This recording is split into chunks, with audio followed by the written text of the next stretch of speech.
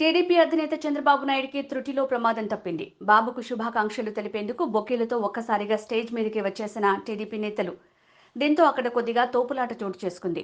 ఈ క్రమంలో చంద్రబాబు నాయుడుని టీడీపీ నేతలు తోసేశారు. దీంతో Chandrababu Naidu తుల్లి పడబోయారు.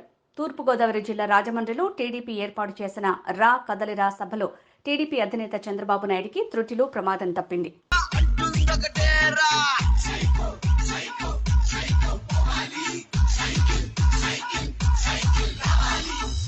Let's go, Radu. Check your muscle, do. Body low.